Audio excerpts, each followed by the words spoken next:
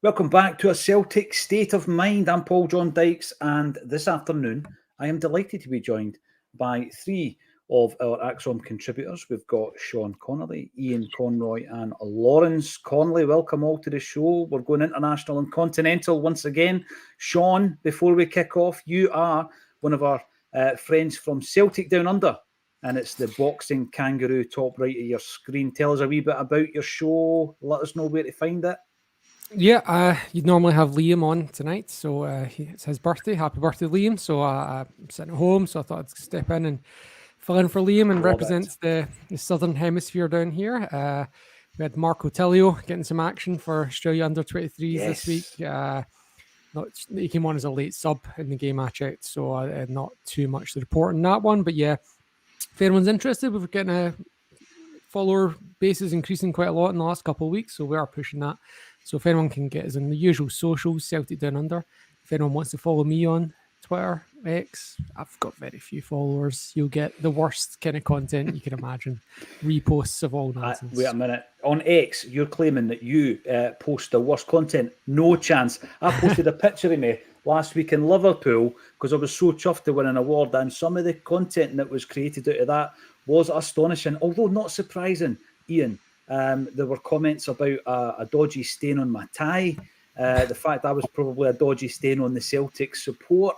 Honestly, if I won the Euro Millions and announced that I was going to give £1 million to charity on X/Twitter, someone would complain that it wasn't enough.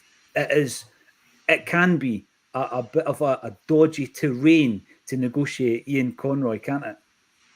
I think so, yeah. It sounds like my children. I think if you gave them all equally £1 million or $1 million, they'd all complain it was they wanted the other person's $1 million. Yes. Just such is life, human nature. But you're always going to get the dissenting voices, But I think that means you're probably doing something right. Yeah, you take it, Ian. And to be fair, I think that originally I was new to that, and I thought to myself, "Oh, this isn't very comfortable." And you react to it, Ian, and that's the worst thing you could possibly do is react. And I've learned in time through maybe overreacting a few times, that's not the way to do it. We just go back at 12:30 every day, Lawrence Conley, and produce another Acsom bulletin. Some call it the bully. That just takes me back to the 1980s show. Remember that, Lawrence? Look what you could have won, mate, as Aidan McGeady used to say. I believe after, was that a League Cup final when him and the day scored? That's right. The trophy, yeah. Look what you could have won. Nail up. Yes, really. I remember that cup final. I really do recall that final for being a situation, even though it went to extra time, Lawrence, whereby we showed how much better we were than Rangers on the day, yet we didn't win the league that season. That was the biggest frustration for me. We win the game, O'Day and McGeady scored the goals, and we showed that we were far superior on the day, 11 versus 11. But over the season, we lost the league. It was really frustrating. That was Strachan's final season, wasn't it? Yeah, really. I don't know. Can you've heard Gordon speak saying you should only really stay for 3 years and he lost a bit of the anger. I mean, that's why he said he won't go back into club management. He's lost the anger that was needed. But that was a cracking day. We played McGeady through the middle. He absolutely tore them to pieces, didn't he? I mean, I don't think the final scoreline was justice, but yeah, disappointing. Was it Stephen Fletcher and we ended up with Willow Flood that season, was it? Yeah, we're going to be talking about some memorable January transfer windows. Yes, that was one of them.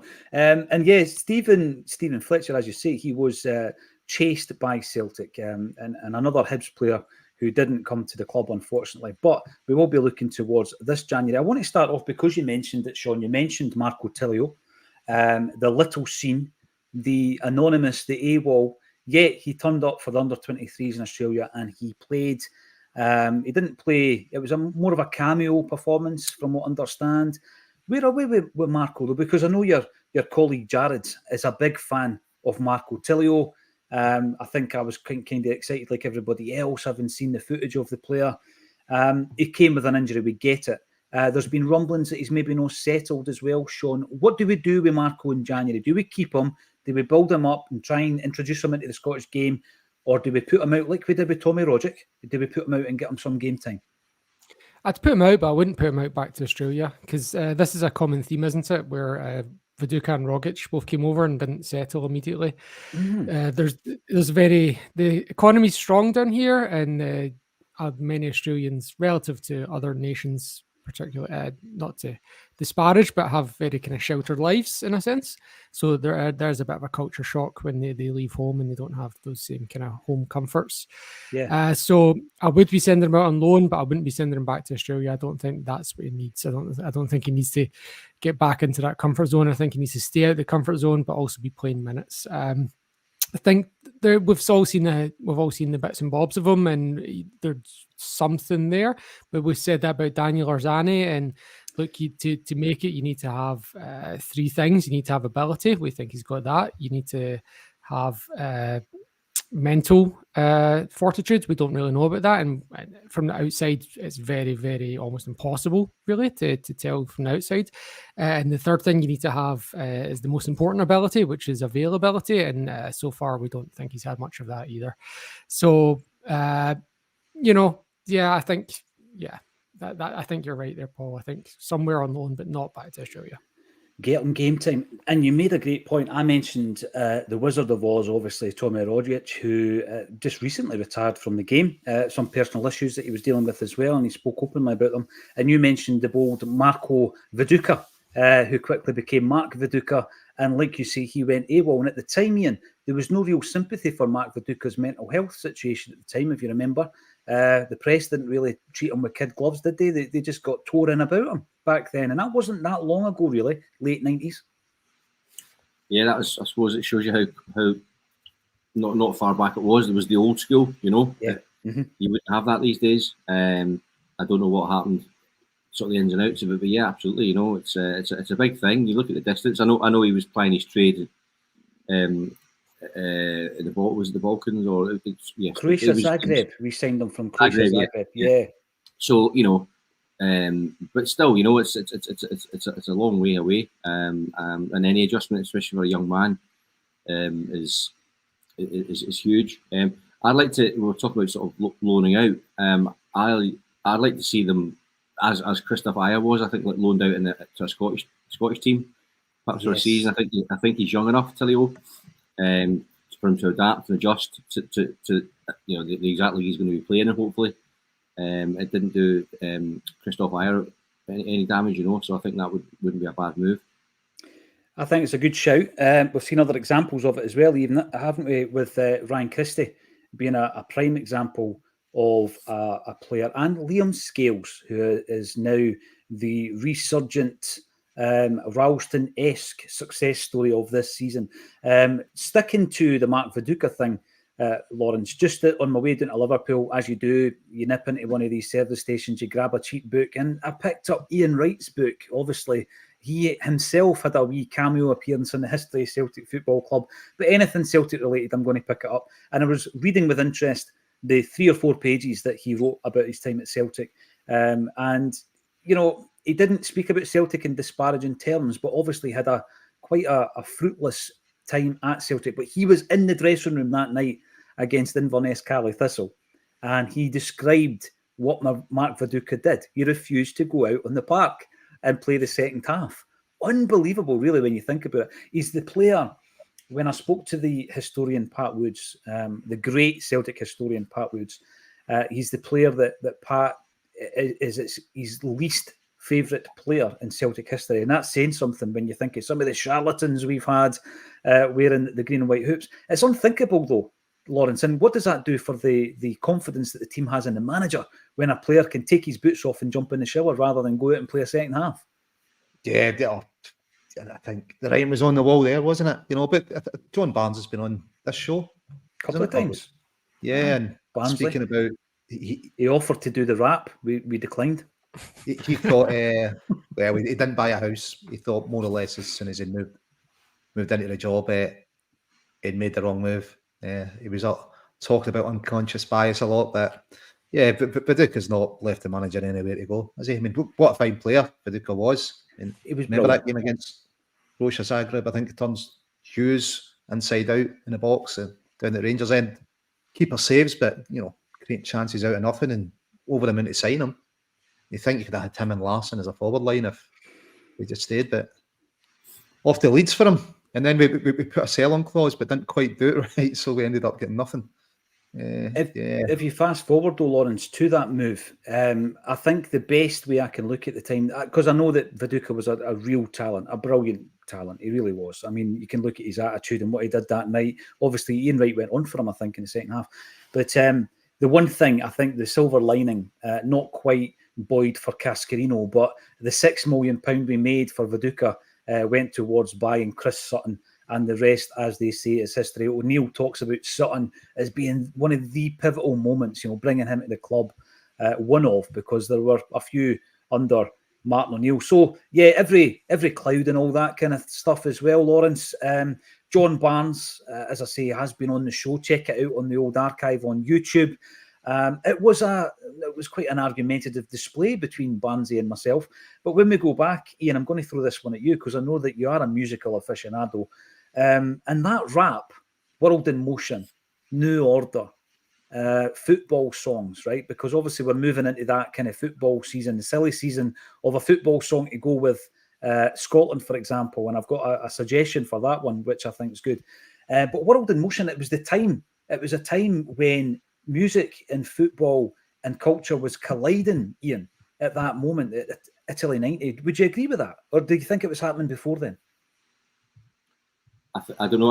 I think New Order. I was an actual song, wasn't it? And that they just made that into a football song rather than making World in Motion for the. Maybe that's why it's endured so much, and it's class. It's like it's a. I'm no England fan by any stretch. I grew up in England. I took a lot of stick between a Scotsman and England. But it's a great song. And it was my kind of first proper World Cup. Really, I remember 82 and I remember 86, but 1990 was my first proper World Cup where I got really into it and got the bug. Yeah, it was really it was a moment in time, so in my lifetime. But football songs, they're supposed to be a bit cheesy, aren't they? I suppose they're a little bit naff, especially when you get the players on, But any song that can get Peter Beardsley. In the video, have you heard the mix? Have you heard the Peter Beardsley mix, Ian? No. Where he actually does the rap.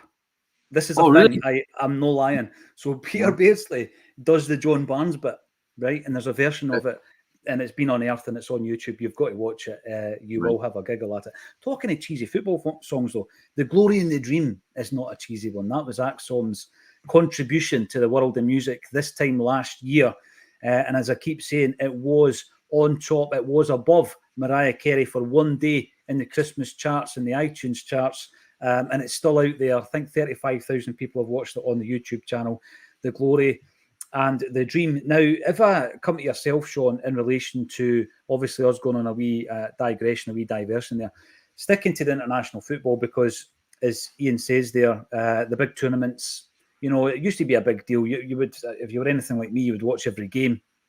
I remember 86, but 1990 was my first real World Cup where I was invested.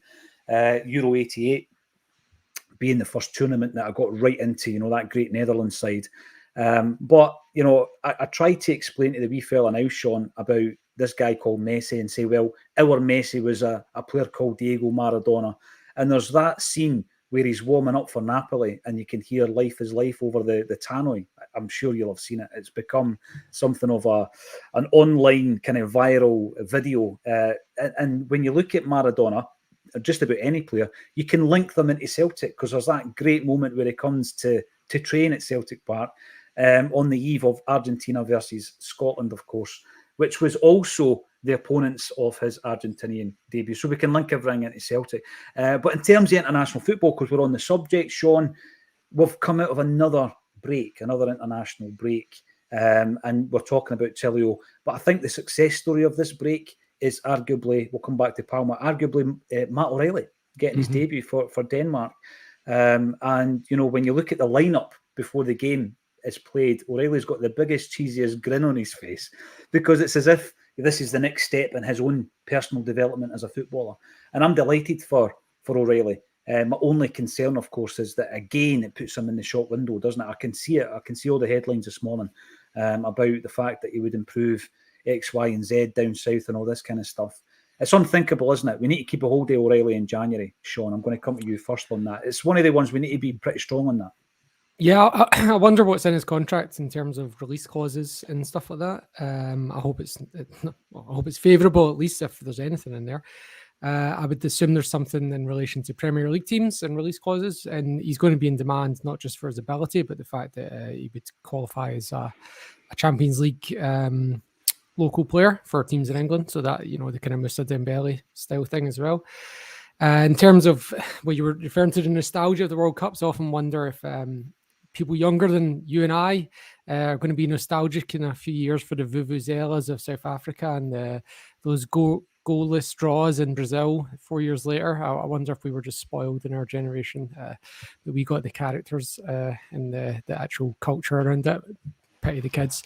And if you can just indulge me one more point to call back to what you mentioned there about the Viduka Sutton thing. I was actually looking at this just tangentially. Obviously, we didn't talk about this beforehand, but I was looking at this this morning. Just out of curiosity, and the figure that I found for Celtic's turnover in 2000, which was as John Barnes was going out before Martin O'Neill came in, our turnover that year was 38.6 million. And then when Martin O'Neill comes in, we spend net. So the net spend after you take away Viduka and resets transfer fees was 12.5 million. So that's a 34% net spend of our turnover on transfer fees. So if we were to do the same this year, that would represent a £40 million net spend on transfer fees. So if the current board matched the ambition of the 2000-2001 board, we'd be seeing a £40 million net spend. Oh, that's incredible. And of course, the reason that Peter Law was at the club, he's at the club now for a third time, first time under Terry Cassidy, the reason he was brought back was due to the fact that we're spending that kind of money, wasn't it? I mean, there was a moment where they've realised if we keep spending like this, we're going to be in trouble. But that's incredible, 40 million quid. And I think that, you know, add to that the amount of transfer fees that we now bring in. Obviously, Viduka was a big sale back then, a really big sale in actual fact. But it's become more regular that we sell our big players for massive fees. And you just hope, and this is where the tagline comes in, there's been, obviously it started, silly season with the transfer window just round the corner. Sydney Van Hooijdonk has been linked again to Celtic. But I'm going to put my neck on the line on this one, lads, because I don't think he's anywhere near signing. And I'm going to tell you why, right? So as you will know, we do a live event or two. Lawrence, you've been to virtually all of the gigs that we've done this year. Next one up is actually Johan Mjällby next month. Ticket link underneath the video. There's your plug. But we had Van Hooijdonk over from Amsterdam last month. It was on Halloween. He was joined by George Cadet, flew him over from Lisbon, and Johnny Collins, one of the most cultured and skillful and classy players that I can remember from the 1990s. During a dark Dreich period in Celtic's history. So it was a great night. But I took the opportunity to speak to Van Hooijdonk. And by the way, I've got the video edited. So there is an interview with Pierre, Cadet and Collins. It's going to be on the channel very soon. If not tonight, then certainly tomorrow. And I'll share the links on the socials. But anyway, getting to the point, I spoke to Pierre about Sydney Van Hooijdonk. And I just asked him about, you know, was there any truth in the previous links? Because he was linked pretty heavily, wasn't he, Sean, in the summer there? Van Hooijdonk. And when you see the name Van Hooijdonk or the name Jordan Larson being linked to Celtic, you think, right, lazy journalism. Let's just put a name that's associated with a club to that club, and etc. etc. And I find it interesting that Pierre Van Hooijdonk said there had been absolutely no, bear in mind 3 weeks ago this was, no contact whatsoever from Celtic. None, not a peep, because obviously Van Hooijdonk works as an agent. He was responsible for Nadir Chifchi coming to Celtic, let's not forget. And he said there had been no contact. Celtic had not shown any interest whatsoever in Sydney Van Hooijdonk. It was all paper talk, rubbish. And I asked him, has he got what it takes to play for Celtic? And Pierre done the old Rudy Vata thing, Lawrence, where he played it down. You know how Rudy always does that with his son? And he has done since his boy was 8 or whatever. And he says, you know, there's certain aspects of his game he needs to improve if he wants to be a top striker for a top club. So that was his answer. So unless Celtic have made that contact in the last 3 weeks, or the flip side of that will be the Italian press have been given a story to try and drum up some interest in the player, and they've gone for the guys who were supposedly interested in the player in the summer. then it's not going to happen. And I'm, as I say, going to put my neck in the line and say it's not happening. I've read all the blogs, I've read all the newspaper reports. There's nothing of substance in it. Lawrence, is it just getting that name associated with Celtic and linking it with Celtic to drum up some interest? Yeah, listen, it's an easy story for the papers, isn't it? You know, we do some investigative journalism. Is it a profit? Is it a loss? You know, well, there's loads of things they could be looking at. Statistical anomalies in Scottish football. Nah, we'll just say, you know, Larson or Van Hoyndel went to Celtic. You know, height of the talents, isn't it? But to go back to kind of the Sutton thing I was at, last week, anyway, he asked somebody what his fee would be, a Martin Murphy, who's right into his football finance. Big shout out to Martin. Was Martin there, was he? Yep. And 6 million apparently spend in is equivalent to 105 now. Yeah, because Chris Sutton's now saying he would be one of the most expensive players in British football history, isn't he? He's trying to claim that. Well, it was at one point. It was at one point. When he went to Chelsea and Blackburn, yeah. I'm not sure where Martin's getting those numbers from. I don't know how he's measuring that, but that doesn't measure up. So Sutton reckons he was worth what, 100 million quid? No, but Martin Murphy said, what would the equivalent in a football transfer spend be of 6 million now? You know, a £6 million player was equivalent of what? And he was at 101 million or something. And you're like, yeah, Martin does his stuff in football finance, I'm sure he knows. But going back to the songs thing, and linking it with St. Roch's, the game there at the weekend was sponsored by Terry Dick. Big shout out to Terry. In memory of his dad, a certain Glenn Daly, who it's a pretty decent football song he released. He certainly did. And by the way, it was controversial at the time, Lawrence. There was newspaper reports saying that we shouldn't be able to play it and there was going to be riots and all that. Shops and it's incredible. It's incredible. It's endured. It definitely has endured. And I don't think we're now at that stage where you don't change that, Ian, do you? You don't change the songbook that comes over the tannoy at Celtic Park in terms of what we go into the park. Because I remember there were suggestions in the past from some contributors on Acsom that I think, was it Welcome to Paradise by Guns N' Roses? By the way, decent tune. Or Welcome to the Jungle. No, that's Welcome to the Jungle. Welcome to Paradise, that's Green Day. It's Green Day. Welcome to the Jungle. Yeah. But you don't change the Celtic song, do you? The Glenn Daly classic must remain, Ian. Oh, absolutely. Yeah. No. No. Don't tamper with it. You can't. No. It's you just go into the realms of cheese and naffness. You know, it's keep the purity. Even the language, even the lyrics, they're out of time. They're completely out of step with modern society and the kind of language we use now. But it is part of the tradition. It's part of the fabric of Celtic Football Club. So yeah, you can clip this if Sidney Van Hooijdonk signs for Celtic and is unveiled and say Paul John Dykes doesn't know what he's talking about, but I'm basing it on what his old fella said, and also the fact that we know how this game works, and the Italian media are trying to drum up a bit of interest in the player. We are going to be speaking, Stephen Sloan, about obviously the AGM as well. Questions for the AGM: instead of 3 million pound players, can we have 3 8 million pound players? That's something we've been speaking about over the piece on Acsom. And Jungle Lion definitely need help up top. Totally agree with that. We do need a striker. I just don't think it's going to be Sydney.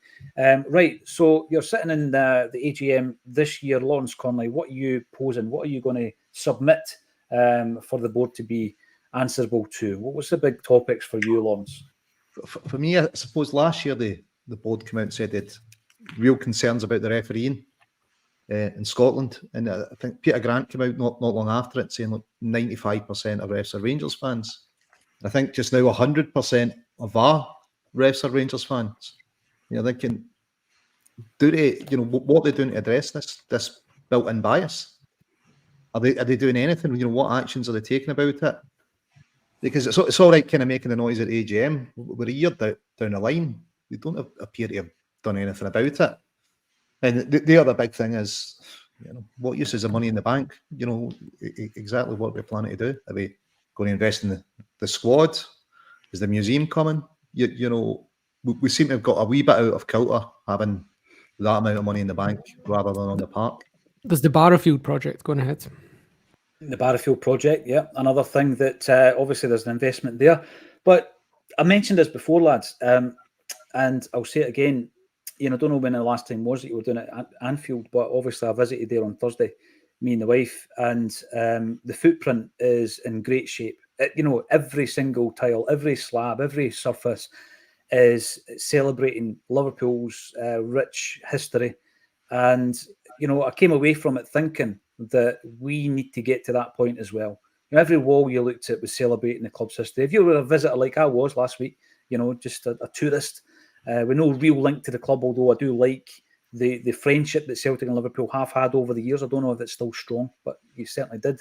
It did exist, particularly around the aftermath of Hillsborough as well, 1989.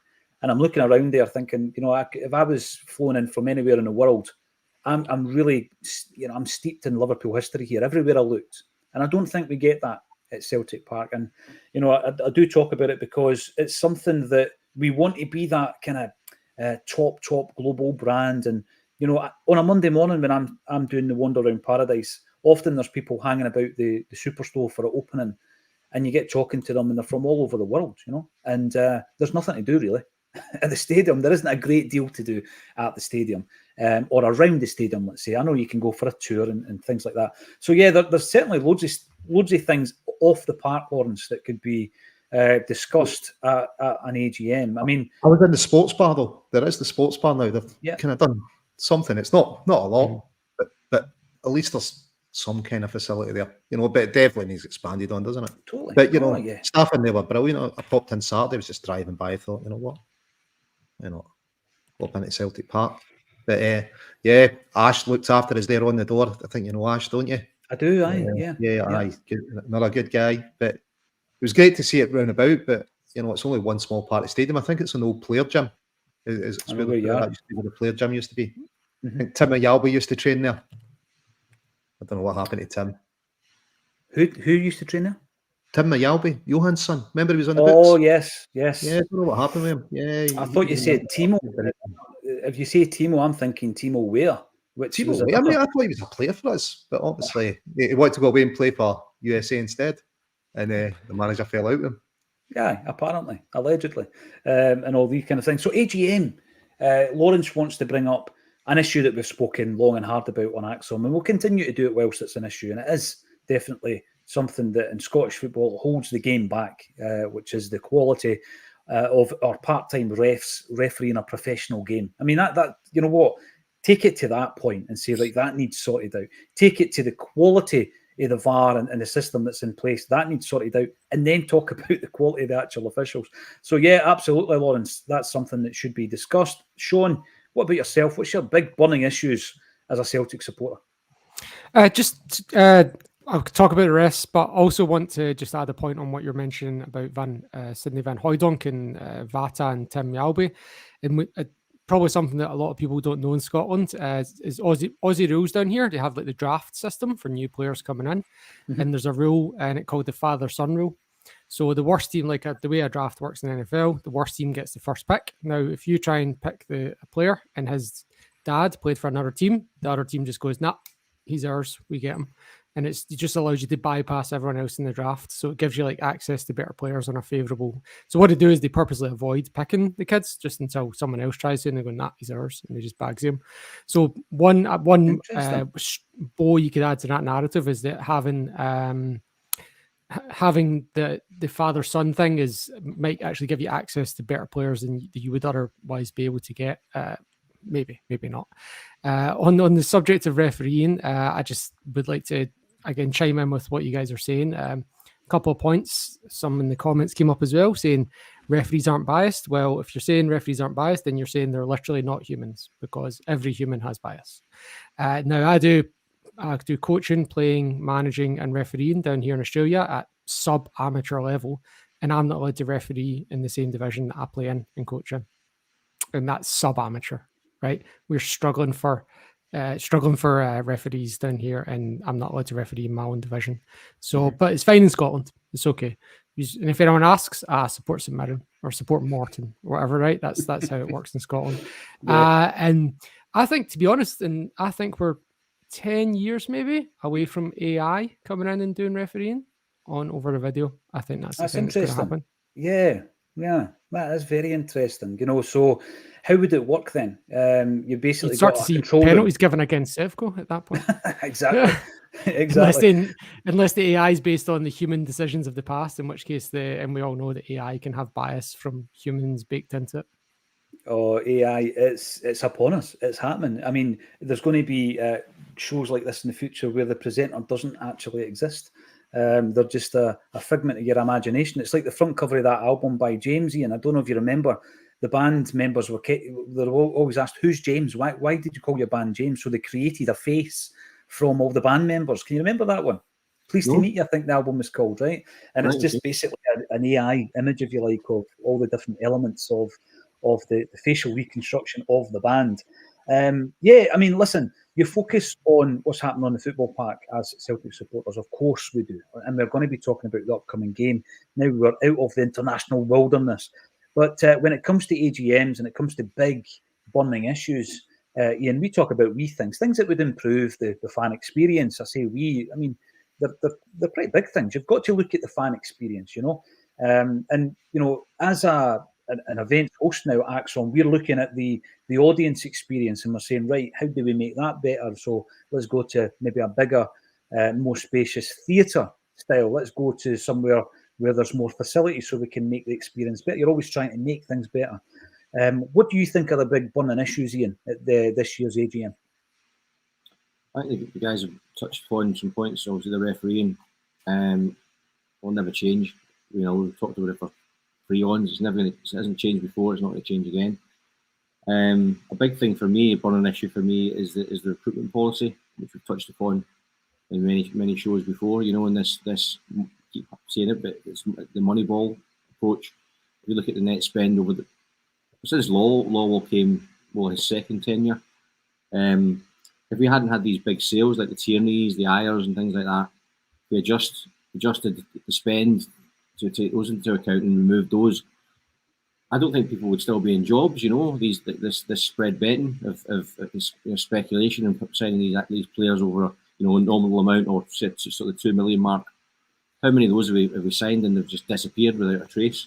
You know, the Mo Vanguras and of the like. You know, and you know, if we accumulate that, you know, we could have been actually sort of going out and trying to sign players of some repute and some quality that we could hit the ground running. We're still going to have hits and misses, but it's a better level of chance of success. So I think that's something I'd like us to look at. Yeah, that's kind of the burning issue for me, really, aside from the referees. Yeah, and we've spoken about the recruitment, the strategy as well, and I always go back to the point that we know it's not an exact science in that nothing is guaranteed to work. You know, it's not about we've got to buy £5 million players instead of £2.5 million players, because we've had a few £5 million duds over the years as well. So there is no exact science, but I just feel that the last transfer window was top heavy on players who might be developed into first team stars. And I think that, you know, the very fact that you've got Brendan Rodgers there, Lawrence, who is getting a tune out of some of the guys that not necessarily were his players or he identified, but I think that when you're looking at, for example, the ones who are contributing right now and contributing positively, then it might not be a particularly bad transfer window. But I think going into January, there's a few reasons why we can't get complacent. And we spoke about this yesterday, Lawrence. Sometimes your performance levels can dip if you're not getting that challenge, or your spend can dip if the guys across the road are not able or capable of spending big themselves. I think complacency is my biggest concern, Lawrence. I think there's been occasions in the past where we could have really gone full throttle on improving the team, the squad, and we've not done it. And I hope that that's not the case in January. And I know, you know, some people have got concerns about January transfers not being the best time to do business. But I do think we need to, the strikers obviously on the tagline, that's one area we need to strengthen. People are pointing out in the comment section about the Asia Cup and how that could leave us short up top. Absolutely. It may well leave us short up top. Another big issue that I've got as well is the fact that we're not developing enough players for the first team and there's not a pathway, Lawrence. That's another big thing. And I know that the club are in a situation where a lot of the issues around that, we don't really have a control over it, because we're not in a game in Scottish football where it's really geared towards improving and developing young guys for that step up to the first team. Is that something that you think is at the forefront of the board's mind? Is that something that do you think they're prioritising? Because I don't think it's working at this moment in time. And it could take, like what Sean said earlier, it could take a long time to put something in place. It could be 5-10 years down the line before you see any benefits of that. Is that a priority, Lawrence? Because for me as a fan, I think it is. I think for the board, the priority is just winning in Scotland. Make sure you win the league. And everything else is kind of secondary to that. And no, I'm with you. I'm hoping it's not a January transfer window like Strachan's third season when we didn't get Fletcher. But it's kind of hard. You're saying, Brendan in the summer and now saying, he needs quality over quantity. Yeah. In the summer we brought in young guys that need developed. You're not going to develop unless you play them. And it's the same with the young guys we produce ourselves. Unless they're getting game time, they're not going to develop. So, something needs to give there. If it's the quality that you're needing in, well, they need to be developed to hit that quality. And we've talked about the reserve league and loaning people out. These are things that will definitely work. But just now, the squad's it's too big. There's too many projects. It's different if you were saying, look, here's the top 3 projects. Brendan, make sure they're getting, 400 minutes of football throughout the season. That'll develop them. That's what we're going to do for the pathway. And whether that's, you're 2 up, you're coming on for the second 45, whatever way it is, have some targets there. But just now, it was too many project players. How many of them have really made an impact for us? How many of them have made a difference? Palmer?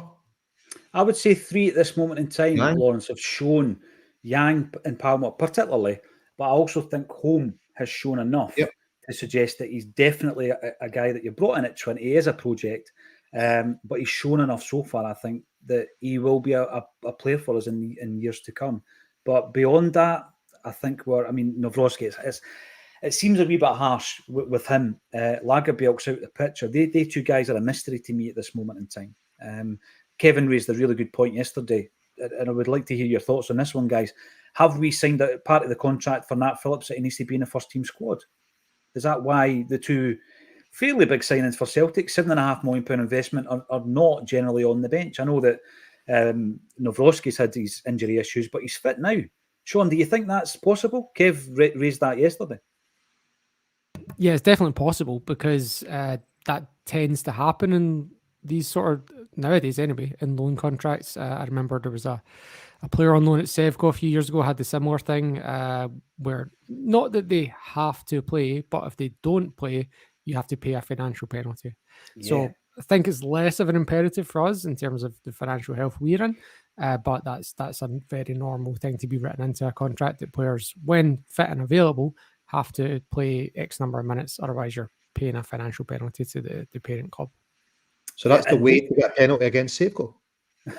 And we were desperate at that point. It was, by its very nature, an emergency loan signing. So would we have agreed with things that ordinarily we might not have agreed with? Potentially. We had a big game against Rangers coming up, which Nat Phillips missed. So, I think in the fullness of time, we will find out if that is the case. Alan Robertson is liking the old Life is Life. What a bit of footage that is. I love it. Maradona dancing while he does keep you uppies and balancing the ball. And he said, it brings to mind as well, Ian, I don't know if you remember this one, right? Talking about signing guys' sons, right? So there was this massive story in Dunfermline, huge story, that Dunfermline Athletic were about to sign Diego Maradona Jr., right? Now, the Pars train at local public parks called Petrivi playing pitches where of a weekend there's 1,500 kids down there playing football. But during the week, that's where Dunfermline trained. I don't know if they still do, actually. But he went down there for training, and the Scottish media assembled to get a picture of Diego Maradona in his Dunfermline training kit. It turned out to be a PR exercise by Jim Leishman, because I think he just wanted a wee bit of the old back page attention on the Pars. But their view on that was they're going to sell all these jerseys with number 10 Maradona on the back. Their away kit was probably going to be light blue and white stripes and all this kind of stuff, Ian. But it just, for me, listen, I love all that. I love a wee club who's got an idea of doing a PR thing, but no for Celtic. You don't bring in Van Hooijdonk unless he's got the minerals, do you? No, you don't. You don't. Just when you say that, it reminded me sort of earlier on in the conversation, about when you were down in Liverpool, about the infrastructure around about the stadium and things like that. It really annoys me. Celtic we still have that kind of parochial attitude, which happens. It's like as if we're a provincial city or a provincial club in a provincial city, and we're not at all. We're an international club. Glasgow is a big, vibrant city. It's got a hell of a lot going to it. Culturally outside of London, it's huge within the arts and things like that. So, but Celtic don't marry that. And you hit upon the point where we just want to be the toughest in our school. We want to be as long as we can take on all comers in our own back garden, then that's fine. But it's not enough for what the actual board tell us they're striving to achieve or trying to do. You do the Wonder Round Paradise, and again I saw the footage at Anfield, and it's a Barcelona, it's a Real Madrid, stunning. Yeah. Look at the Emirates, look at all the stadia in England, and obviously they've got the money to support that, but Celtic should be punching in those realms. And one of the great things that Brendan Rodgers did when he first came, there was a lot of chat, was that he brought a Premier League mentality. Yeah. So, and he started to weave that within the fabric. Not so sure about the disco lights still. Still can't get my head around that, It's like chopper, cheap, But remember, we used them though when we were announcing Bio. Remember Bio? Where is he now? And we announced him in the big green spotlight, and there he is. Man, do me a favour. WWF style, man. Brilliant. Well, yeah, it's. I forgot the original question now, but it was. So I just wanted to touch upon that. No, again, listen. I think what we've done as a football club, you're talking about kind of parochialism and that kind of thing as well. And I walk about that area, people will be sick of me saying this, but even just like have a bandstand on the Clover, match day. It's all about getting the fans there, and that whole community feel before the game. Yeah, there's certain areas, wee pockets of people, you see it the same areas all the time, but just to have that bandstand and a proper kind of fan area that you can spend some time at as well would be excellent. And you know what? Embrace the history, because there's plenty of moments and victories and players and figures at the club that can be celebrated. And one of those players is, of course, Jimmy Johnson. And the Urban Culture says the best song by a player is Passing Time. Now, Lawrence, have you heard that? Yes, I have it. Yes. I think there's a couple of versions of it, straight from vinyl onto YouTube. Go and have a listen to it. The wee man had a decent voice. He loved a sing-song, didn't he, Jimmy Johnson? And then My Ball comes in. Does anyone remember? I don't. Kenny Dalglish, Sandy Jardine duet every Saturday. Anybody on the show? Can you remember that? I certainly cannot remember that. My Ball. Was it during is it a Scottish thing? A Scottish national team thing? I'm not sure. Never heard of it. My Ball. Let us know in the comment section if you have. And we've got Brian McGinty. Italia 90 was my first World Cup memory. I hope Scotland don't bring out another Don't Come Home Too Soon. Remember that? They filmed it at Prestwick Airport. Remember it? France 98. I Have a Dream. But it was Delamitri, was it not? Yeah. Yep. Don't Come Home Too Soon. Delamitri, Justin Curry, Celtic fan.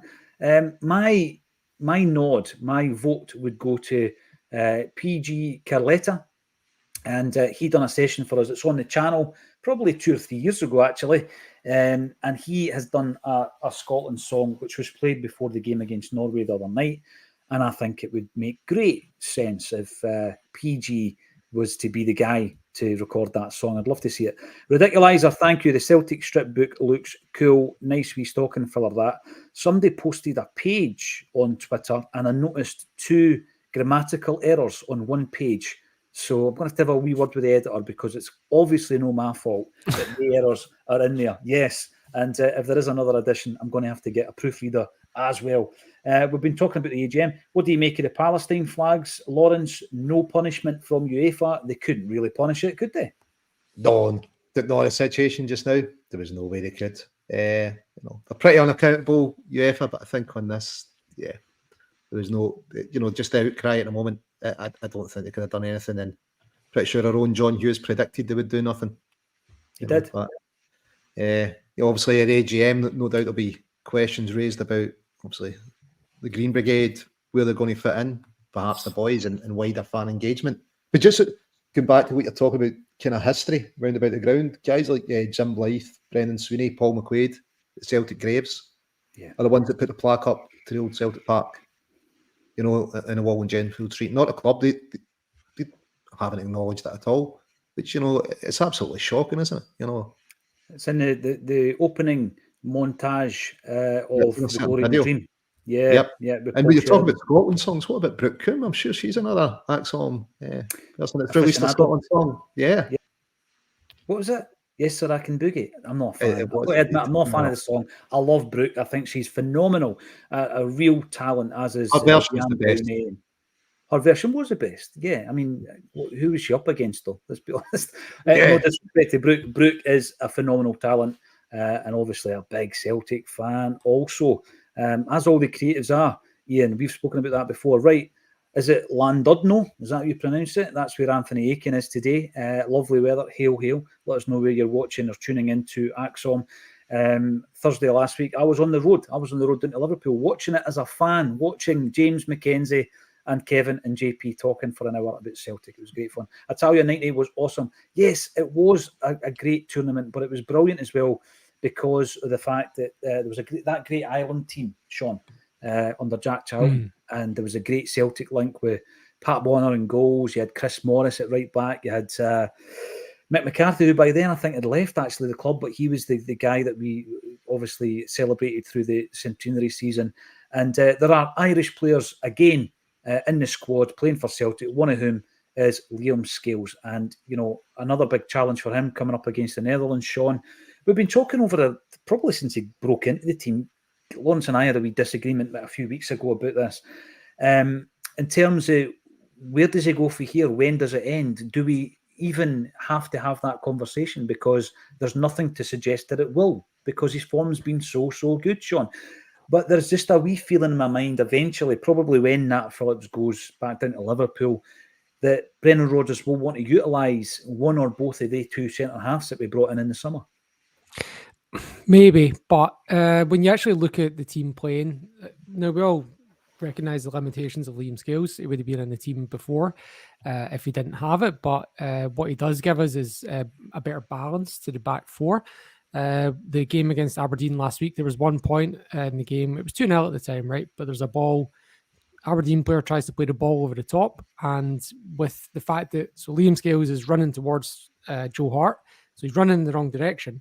But because he's left-footed, he can take that. He doesn't need to try and take a touch. He can just clip that ball over the Aberdeen attacker that's rushing him, and it goes straight to Greg Taylor, and we on the counter-attack straight away.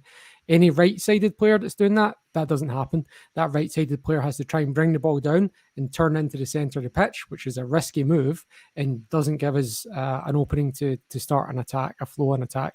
So you could talk about like trying out Nawrocki or Lagerbielke in there, but I think it's going to have a detrimental impact on the footballing side of our game.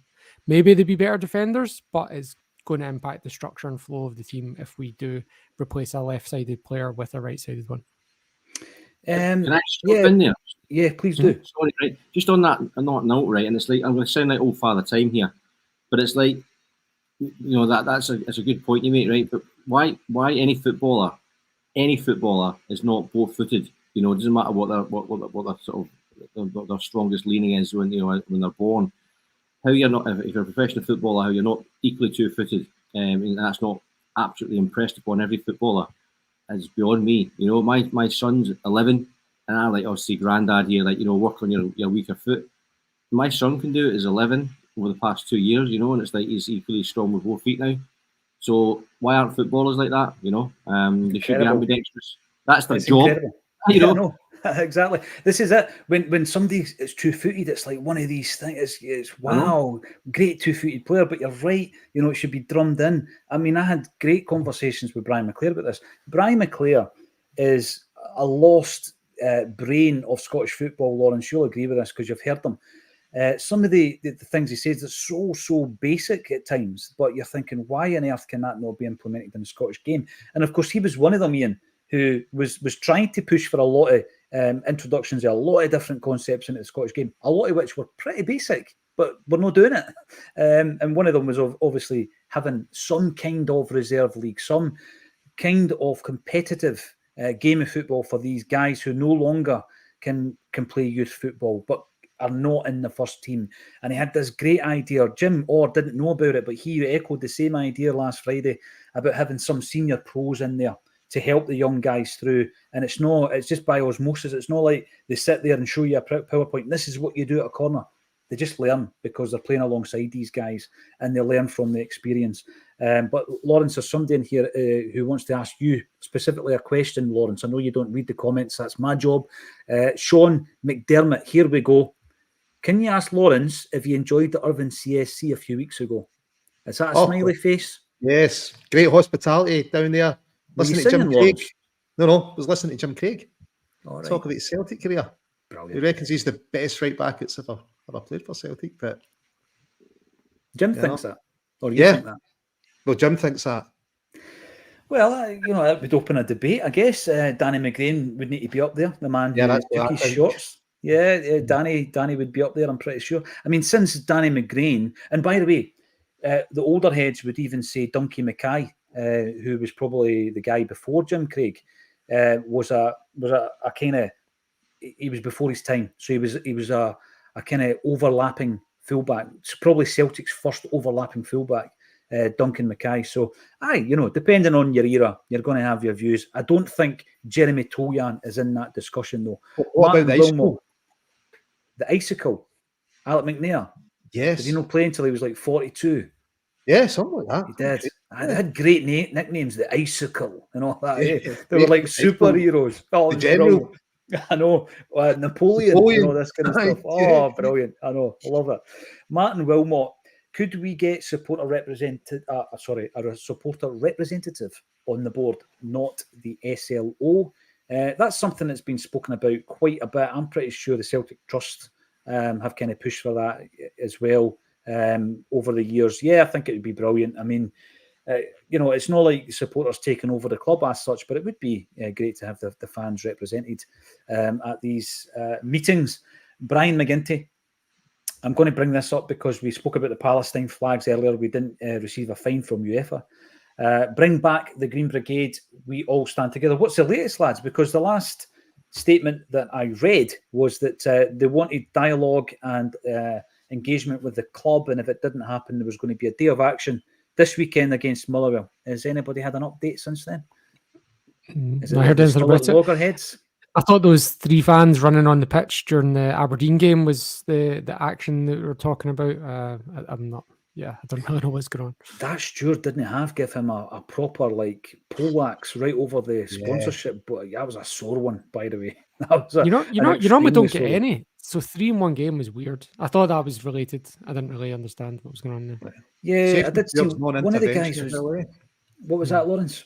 Safety steward's non-intervention. Yeah, it could have hurt that boy. It could have, because it's head first. It's not stopping, and you're just facing, concrete on the other side of that. So, didn't look good. I know people shared it online and all that, but it didn't look good for me.